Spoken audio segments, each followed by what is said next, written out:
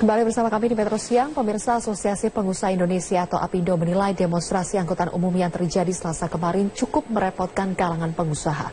Namun aktivitas pengusaha bisa segera normal karena aksi tidak lebih dari sehari. Pengusaha yang paling terkena dampak demo menolak transportasi berbasis aplikasi online, diantaranya bergerak di bidang distribusi logistik. Mereka terpaksa menunda pengiriman barangnya ke daerah karena lumpuhnya transportasi dan akses jalan. Namun APindo meyakini gangguan yang dialami pengusaha tidak menimbulkan kerugian yang signifikan. Mereka lantas berharap pemerintah segera mencari jalan keluar agar kejadian serupa tidak berkesinambungan. Tentunya kerugian yang paling utama adalah apabila kita bicara logistik yang memerlukan waktu cepat, yang harus melalui kargo udara seperti itu memang jadi masalah, kan pesawatnya nggak bisa nunggu. Yang seperti itu yang memang kemarin itu ya tentunya akan mengalami masalah ya. Tapi karena kemarin juga relatif hanya sekitar mungkin 6 jam sampai 8 jam masih bisa tercover dengan kelanjutan daripada penerbangan yang lain. Gubernur DKI Jakarta Basuki Cahayapurnama menuding demo yang dilakukan oleh para sopir taksi di beberapa titik di Jakarta direstui oleh perusahaan masing-masing.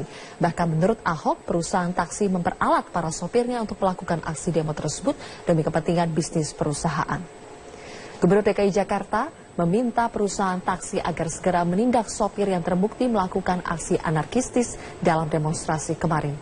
Namun Ahok membela perusahaan transportasi berbasis aplikasi online. Ahok menegaskan baik perusahaan taksi resmi maupun aplikasi telah melakukan pelanggaran. Salah satu pelanggarannya adalah taksi resmi yang mengambil penumpang di luar wilayah operasional. Setelah itu perusahaan taksi juga dituduh tidak pro konsumen, yaitu tidak menurunkan tarif taksi ketika harga minyak mengalami penurunan. Solusinya ada keadilan, bukan soal bela-bela. Ini siapa yang dibela? Perusahaan aplikasi juga punya asing kok. Dapat duit, jual saham segala macam kok. Nah itu kalau perusahaan taksi yang ada, penghasilannya, kekayaannya luar biasa kok. Logika gini aja. Kalau harga minyak naik, minta naik tarif nggak tuh taksi semua? Minta marah-marah. Minyak naik sekian persen, 50%, dia bisa naik 25%. Sekarang harga minyak turun nih. Turunin nggak adil. Jadi sama-sama kalau nuntut adil, tugas saya adalah mengadministrasi keadilan sosial. Online gimana Pak? Nggak bisa. Anda kalau bilang tutup online, Anda mau pindah ke zaman batu. Dishub DKI Jakarta mengadakan pertemuan dengan pihak Uber dan Grab. Dalam pertemuan ini, pihak Dishub meminta agar transportasi berbasis online tersebut memilih akan menjalankan bisnis operator angkutan atau jasa aplikasi. Ke depan. Solusi ke depan tadi kami sudah tanyakan baik kepada Uber dan Grab Bike. Pilihannya ada dua. Apakah sebagai operator angkutan atau tetap sebagai IT provider atau penyedia jasa aplikasi. Pilihannya kepada mereka silakan. Kalau memilih sebagai operator angkutan, tentu tunduk kepada Undang-Undang 22 tentang angkutan jalan. Dia harus memenuhi berbagai aturan mengenai badan hukumnya. Tadi disampaikan sudah bentuk operasi, nggak ada masalah, itu badan hukum. Yang kedua tentu kendaraannya harus terdaftar. Kalau dia mengatakan operasinya untuk taksi cirinya harus pakai argometer dan tarifnya ditetapkan pemerintah. Kalau Pemirsa, Presiden Joko Widodo akhirnya memutuskan proyek pembangunan pengelolaan gas alam cair atau LNG Blok Masela dibangun di darat atau onshore. Keputusan tersebut menjawab kisruh Menteri ESDM Sudirman Said dengan Menko Kemaritiman dan Sumber Daya Rizal Ramli terkait pengelolaan yang dinilai paling hemat dan efisien. Perdebatan panjang mengenai pemilihan pengelolaan proyek lapangan gas di Blok Abadi Masela akhirnya terjawab. Hari ini di Pontianak, Kalimantan Barat, Presiden Joko Widodo memutuskan proyek pengembangan gas alam cair atau LNG Blok Masela akan dibangun di darat. Pertimbangan pembangunan kilang di darat atau onshore adalah pengembangan ekonomi daerah. Dikalkulasi dari perhitungan, dari pertimbangan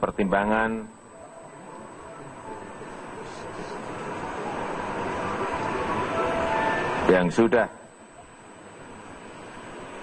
saya hitung, kita putuskan dibangun di darat. Dengan pertimbangan yang pertama, kita ingin ekonomi daerah juga ekonomi nasional itu terimbas dari adanya pembangunan Blok Masela. Keputusan mengenai nasib pengelolaan lapangan gas cair Blok Masela memakan waktu cukup lama. Bahkan perdebatan hingga berujung kisruh terjadi antara dua menteri di Kabinet Kerja.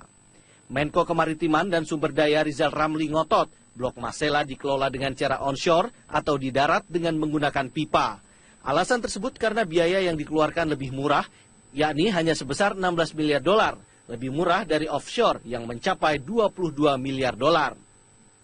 Sementara Menteri SDM Sudirman Said berpendapat lain. Menurutnya berdasarkan hitungan Satuan Kerja Khusus Pelaksana Kegiatan Hulu Migas SKK Migas dan Inpex selaku operator Blok Masela, floating liquid natural gas atau offshore lebih efisien.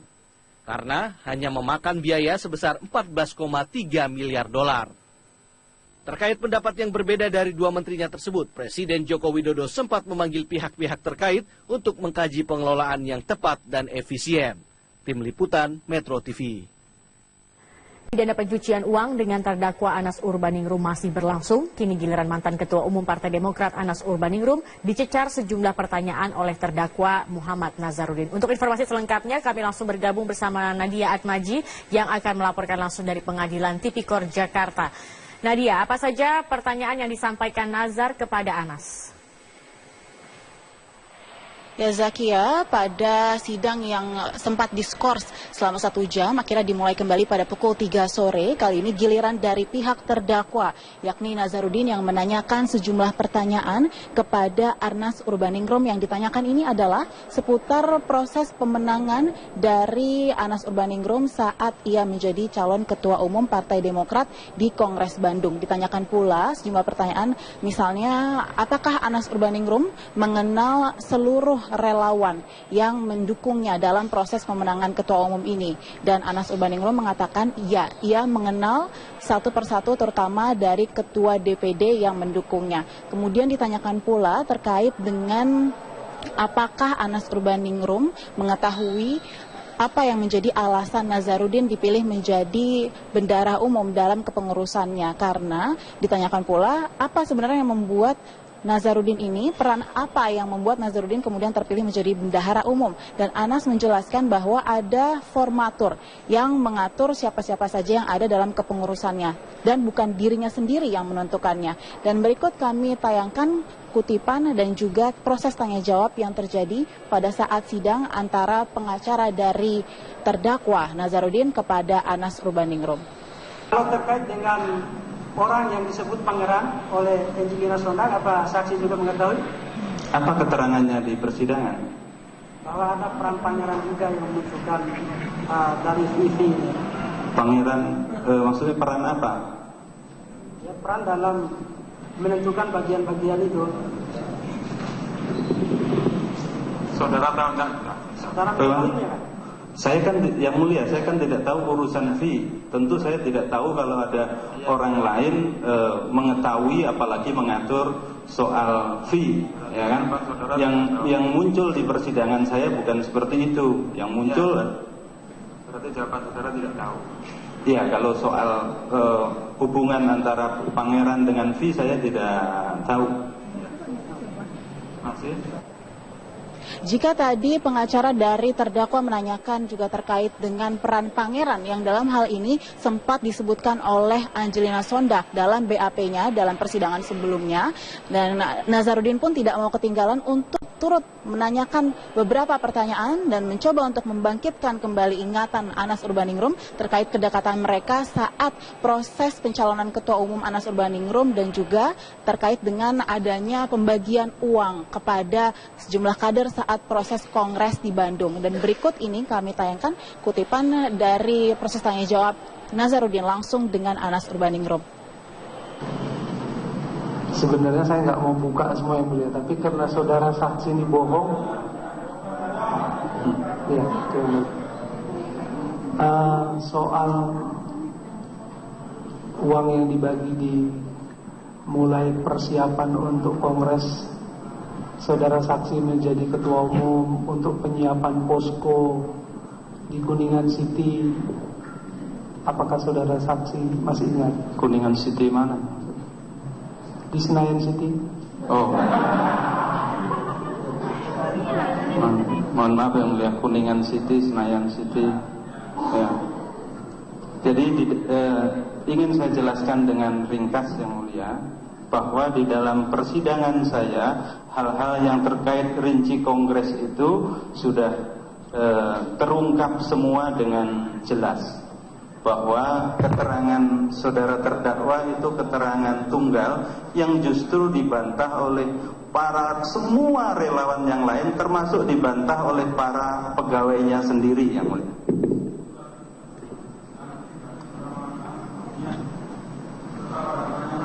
Ya, ini irrelevan dan saya kira bukan keterangan yang benar. Bukan hanya tidak relevan tetapi juga tidak benar yang mulia. Saudara saksi masih lupa yang uang-uang dibagi di Kongres di Bandung. Ini sama pertanyaannya, jadi saya kira tidak perlu dijelaskan karena barang sudah jelas.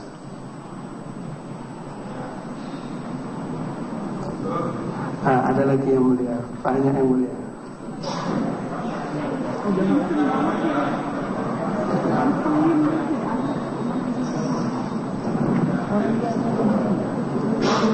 Karena kan begini yang mulia, ini kan semuanya kan saudara saksi waktu jadi ketua fraksi ketemu sama saya sama Mirwan Amir, saudara saksi mengarahkan untuk uang belanja daerah supaya sama sekali tidak. Sebelum selesai pertanyaan saya bantah sama sekali tidak ada pertemuan dengan saudara Mirwan Amir, dan saya kira tidak perlu menyebut nama-nama orang yang tidak relevan dan tidak benar.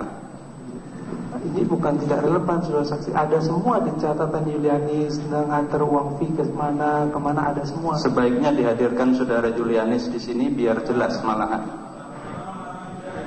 Tidak, sama sekali tidak yang mulia. Jadi ini bukan pertanyaan menurut saya, deleming yang mulia ini. Saya lihat jawaban saudara saksi ini bukan tukang tipu-tipu yang mulia.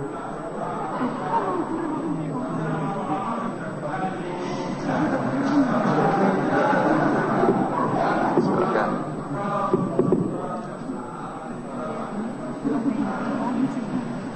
Kan takut saya nanti jadi digantung di Monas yang mulia.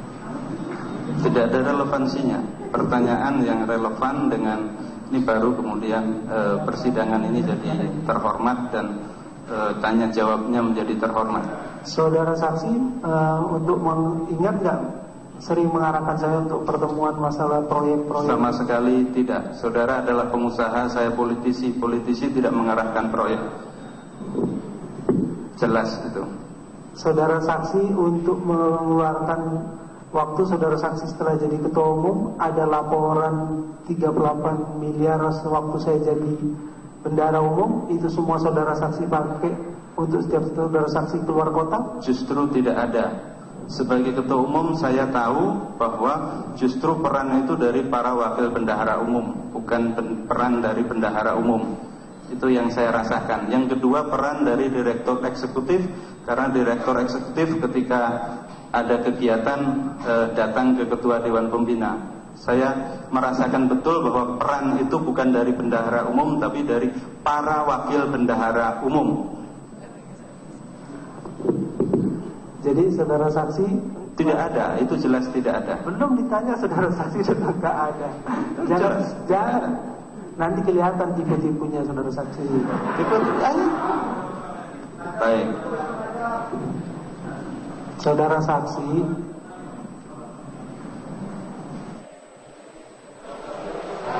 ya, hingga saat ini sidang masih berlangsung. Dari total 11 saksi yang diperiksa, menurut agenda masih ada 5 saksi lagi yang belum diperiksa untuk membuktikan tindak pidana pencucian uang yang dituduhkan kepada Nazarudin. Untuk sementara demikian dari Pengadilan Tipikor. Kembali ke Anda Zakia di studio. Ya baik, terima kasih Nadia. Baik, minta naik tarif nggak ke taksi semua? Minta marah-marah. Minyak naik sekian persen, 50%, dia bisa naik 25%.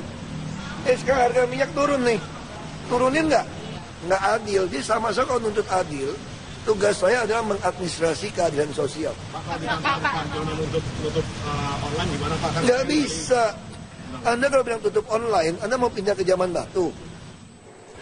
Dishub DKI Jakarta mengadakan pertemuan dengan pihak Uber dan Grab. Dalam pertemuan ini, pihak Dishub meminta agar transportasi berbasis online tersebut memilih akan menjalankan bisnis operator angkutan atau jasa aplikasi. Solusi ke depan, tadi kami sudah tanyakan baik kepada Uber dan Grab Bike. Pilihannya ada dua. Apakah sebagai operator angkutan atau tetap sebagai IT provider, apa penyedia jasa aplikasi.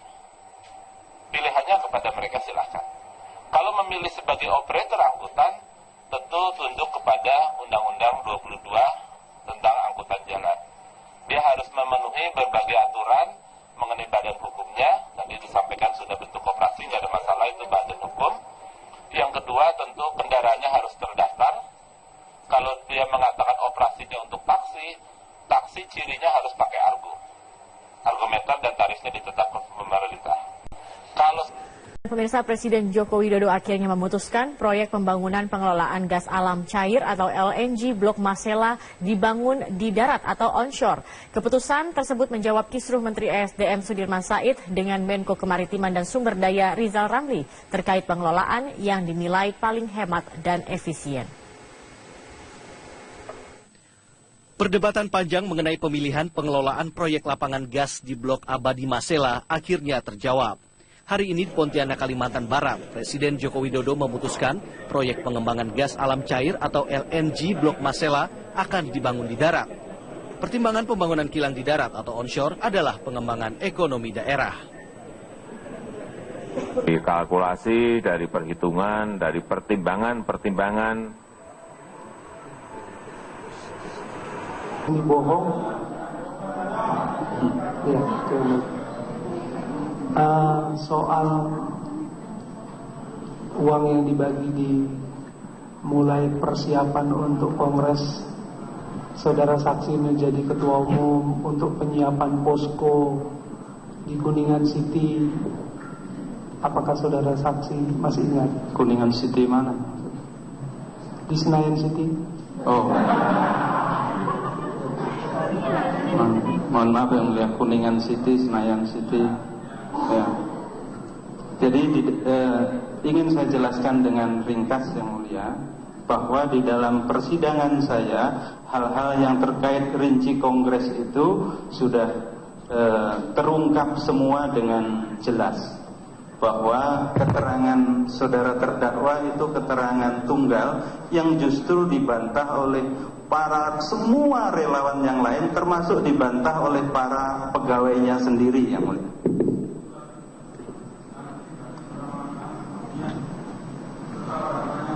Ya, ini irrelevan dan saya kira bukan keterangan yang benar. Bukan hanya tidak relevan tetapi juga tidak benar yang mulia.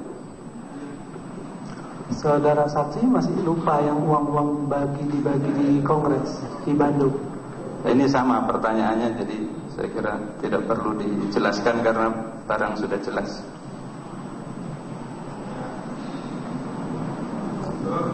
Ada lagi yang mulia, banyak yang mulia.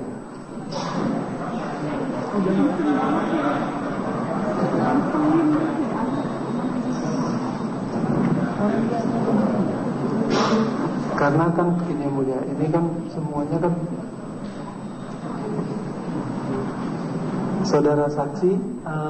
saudara saksi waktu jadi ketua fraksi ketemu sama saya sama Mirwan Amir, saudara saksi mengarahkan untuk uang belanja daerah supaya sama sekali tidak. Sebelum selesai pertanyaan saya bantah sama sekali tidak ada pertemuan dengan saudara Mirwan Amir.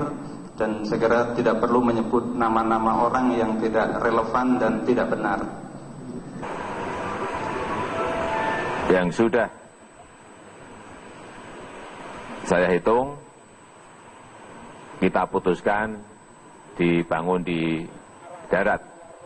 Dengan pertimbangan yang pertama kita ingin ekonomi daerah juga ekonomi nasional itu terimbas dari adanya pembangunan Blok Masela. Keputusan mengenai nasib pengelolaan lapangan gas cair Blok Masela memakan waktu cukup lama. Bahkan perdebatan hingga berujung kisruh terjadi antara dua menteri di Kabinet Kerja. Menko Kemaritiman dan Sumber Daya Rizal Ramli ngotot, Blok Masela dikelola dengan cara onshore atau di darat dengan menggunakan pipa. Alasan tersebut karena biaya yang dikeluarkan lebih murah, yakni hanya sebesar 16 miliar dolar, lebih murah dari offshore yang mencapai 22 miliar dolar. Sementara Menteri SDM Sudirman Said berpendapat lain. Menurutnya berdasarkan hitungan Satuan Kerja Khusus Pelaksana Kegiatan Hulu Migas SKK Migas dan Inpex selaku operator Blok Masela, floating liquid natural gas atau offshore lebih efisien. Karena hanya memakan biaya sebesar 14,3 miliar dolar. Terkait pendapat yang berbeda dari dua menterinya tersebut, Presiden Joko Widodo sempat memanggil pihak-pihak terkait untuk mengkaji pengelolaan yang tepat dan efisien. Tim Liputan Metro TV. Pidana pencucian uang dengan terdakwa Anas Urbaningrum masih berlangsung. Kini giliran mantan Ketua Umum Partai Demokrat Anas Urbaningrum dicecar sejumlah pertanyaan oleh terdakwa Muhammad Nazarudin. Untuk informasi selengkapnya kami langsung bergabung bersama Nadia Atmaji yang akan melaporkan langsung dari Pengadilan Tipikor Jakarta. Nadia, apa saja pertanyaan yang disampaikan Nazar kepada Anas? Ya Zakia, pada sidang yang sempat diskors selama 1 jam, akhirnya dimulai kembali pada pukul 3 sore. Kali ini giliran dari pihak terdakwa, yakni Nazarudin yang menanyakan sejumlah pertanyaan kepada Anas Urbaningrum. Yang ditanyakan ini adalah seputar proses pemenangan dari Anas Urbaningrum saat ia menjadi calon Ketua Umum Partai Demokrat di Kongres Bandung. Ditanyakan pula sejumlah pertanyaan, misalnya apakah Anas Urbaningrum mengenal seluruh relawan yang mendukungnya dalam proses pemenangan Ketua Umum ini. Kembali bersama kami di Metro Siang, pemirsa Asosiasi Pengusaha Indonesia atau APindo menilai demonstrasi angkutan umum yang terjadi Selasa kemarin cukup merepotkan kalangan pengusaha. Namun aktivitas pengusaha bisa segera normal karena aksi tidak lebih dari sehari. Pengusaha yang paling terkena dampak demo menolak transportasi berbasis aplikasi online, diantaranya bergerak di bidang distribusi logistik. Mereka terpaksa menunda pengiriman barangnya ke daerah karena lumpuhnya transportasi dan akses jalan. Namun APindo meyakini gangguan yang dialami pengusaha tidak menimbulkan kerugian yang signifikan. Mereka lantas berharap pemerintah segera mencari jalan keluar agar kejadian serupa tidak berkesinambungan. Tentunya kerugian yang paling utama adalah apabila kita bicara logistik yang memerlukan waktu cepat, yang harus melalui kargo udara seperti itu memang jadi masalah, kan pesawatnya nggak bisa nunggu. Yang seperti itu yang memang kemarin itu ya tentunya akan mengalami masalah ya. Tapi karena kemarin juga relatif hanya sekitar mungkin 6 jam sampai 8 jam masih bisa tercover dengan kelanjutan daripada penerbangan yang lain.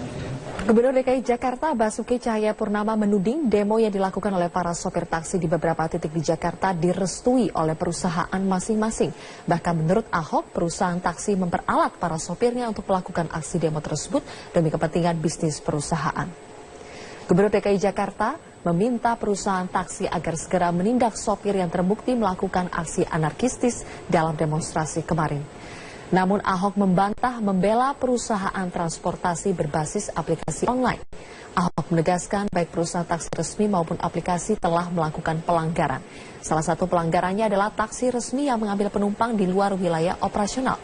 Setelah itu perusahaan taksi juga dituduh tidak pro konsumen, yaitu tidak menurunkan tarif taksi ketika harga minyak mengalami penurunan. Solusinya ada keadilan, bukan soal bela-bela. Ini siapa yang dibela? Perusahaan aplikasi juga punya asing kok. Dapat duit, jual saham segala macam kok. Nah itu kalau perusahaan taksi yang ada, penghasilannya, kekayaannya luar biasa kok. Logika gini aja. Kalau harga minyak naik. Dan Anas Urbaningrum mengatakan ya, ia mengenal satu persatu terutama dari ketua DPD yang mendukungnya. Kemudian ditanyakan pula terkait dengan apakah Anas Urbaningrum mengetahui apa yang menjadi alasan Nazarudin dipilih menjadi bendara umum dalam kepengurusannya, karena ditanyakan pula apa sebenarnya yang membuat Nazarudin ini, peran apa yang membuat Nazarudin kemudian terpilih menjadi bendahara umum. Dan Anas menjelaskan bahwa ada formatur yang mengatur siapa-siapa saja yang ada dalam kepengurusannya. Dan bukan dirinya sendiri yang menentukannya. Dan berikut kami tayangkan kutipan dan juga proses tanya jawab yang terjadi pada saat sidang antara pengacara dari terdakwa Nazarudin kepada Anas Urbaningrum. Kalau terkait dengan orang yang disebut pangeran oleh Angelina Sondang, apa saksi juga mengetahui? Apa keterangannya di persidangan? Bahwa ada peran pangeran juga yang menunjukkan dari Vivi ini. Pangeran, maksudnya peran apa? Ya, peran dalam menentukan bagian-bagian itu.